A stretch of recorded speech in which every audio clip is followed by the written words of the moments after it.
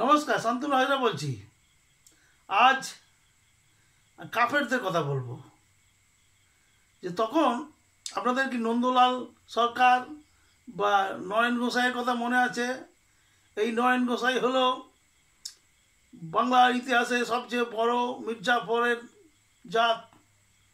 মির্জাফর তো যা করার পলাশির বাগানে করেছিল, জাত বেঈমান, তেমনি নয়ন গোসাই উনি বিপ্লবী দলে ছিলেন। তখন দেশ ও মাতৃকার জন্য বাংলার যুবকরা ঝাঁপিয়ে পড়েছে, ইংরেজদের সামনে পেলেই তাদের খতম করে দিচ্ছে। তারা দেশপ্রেম ছাড়া আর কিছু বোঝে না। সেই সময় নয়ন গোসাই বিপ্লবী দলে থাকা সত্ত্বেও পুলিশের কাছে সবার অবস্থান, বিপ্লবীদের অবস্থান বলে দেয়। এবং সবচেয়ে বড় আমাদের যে সবচেয়ে বড় থিঙ্ক ট্যাঙ্ক, সবচেয়ে বড় যে ইন্টেলেকচুয়াল তখনকার দিনে ভারতের মুখে, অরবিন্দ ঘোষ, তিনি একটি বোমার মামলায় ফেঁসে যান এবং তাকে একটা বোমার কারখানা মানিকতলা আবিষ্কার হয়, পুলিশ বার করে। এবং এই বোমার কারখানাটার নেতৃত্বে ছিলেন অরবিন্দ ঘোষ। এছাড়া বারিন্দাস, উল্লাসকর দত্ত, এদের সবারই ফাঁসি হয়, কিন্তু বেঁচে যান, আশ্চর্য রকম বেঁচে যান আমাদের অরবিন্দ ঘোষ, যিনি পরে ঋষি অরবিন্দ হন। তার বেঁচে যাওয়ার মূল কারণ হচ্ছে গিয়ে দেশবন্ধু চিত্তরঞ্জন দাস, তিনি সেই সময় বিখ্যাত উকিল, তার সামনে ইংরেজ উকিলরা দাঁড়াতে পারেনি, সেজন্য মৃত্যুর ফাঁসির মঞ্চ থেকে তাকে ফিরিয়ে এনেছিলেন তিনি। এছাড়া বলি, নয়ন গোসাইকে কিন্তু কানাইলাল, বিপ্লবী কানাইলাল ছেড়ে কথা বলেনি। নয়ন গোসাই চন্দননগর হাসপাতালে ভর্তি হয়েছিল, তা সেই থেকে কানাইলালও অসুস্থতার ভান করে ওই একই হাসপাতালে ভর্তি হয় এবং নয়ন গোসাইকে গুলি করে মারে। তা এখন নয়ন গোসাই, মির্জাফর দিকে দিকে ছড়িয়ে পড়েছে। গতকাল আমাদের জানেন যে বাংলাদেশ আর ভারতের বর্ডারে সরকার একটা বিশাল সার্ভেলেন্স চালু করেছে।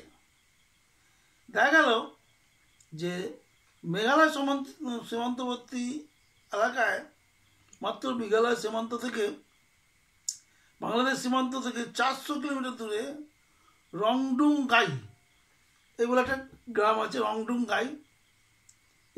এখানে কয়েকজন বাংলাদেশি অনুপ্রবেশকারী ধরা পড়ে যায় এবং বিএসএফ যথারীতি চ্যালেঞ্জ করে, কিন্তু তাদের সঙ্গে পেরে ওঠে না ওই অনুপ্রবেশকারীরা।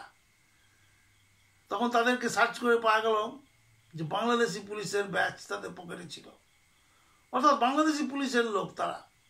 এবং তাদের কাছে প্রচুর পরিমাণে আগ্নেয়াস্ত্র, শস্ত্র, গোলা বারুদ পাওয়া গিয়েছে। তদন্ত হবে। এইবার পুলিশ যখন চারিধারে সজাগ হয়ে গেল যে কী হবে, কেন এসছে, কী জন্য এসছে, পুলিশ কেন নকলভাবে মুখোশ পরে ঢুকেছে ভারতে, এবং কাঁচি চিকেন স্নেক যেটাকে বলে। সেই সময় খবর আসে যে মালদা সীমান্তে তপন আছে না,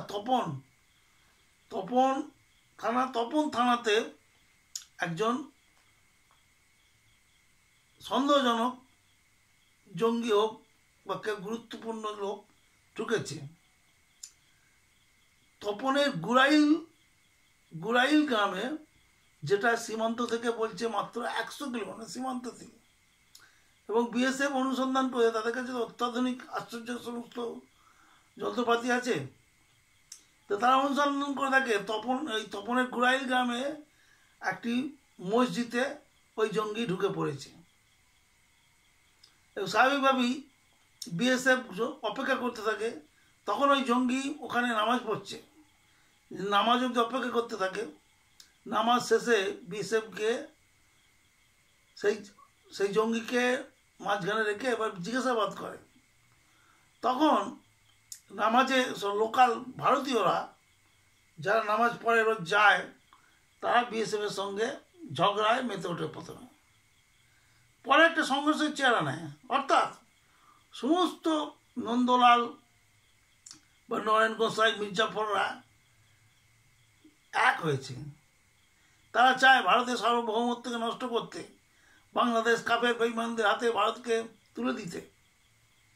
তো পুলিশ ছেড়ে কথা বলেনি, পুলিশ কিন্তু তাকে ধরেছে। কিন্তু ধরেছে বললে ভুল হবে, তখন ওই ভারতীয় ওই গ্রামের, ওই যেটা বললাম ওই গ্রামটার নাম হচ্ছে গিয়ে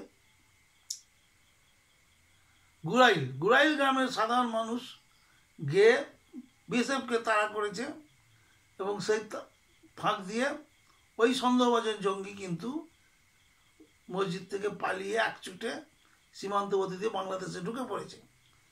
বাংলাদেশে ঢোকার পরে বাংলাদেশে বিজেপি যে বর্ডার গার্ড অফ বাংলাদেশ, তারা তাকে অ্যাকসেপ্ট করে নিয়ে ঢুকিয়ে ভিতরে তাকে সেফ পজিশনে পাঠিয়ে দিয়েছে।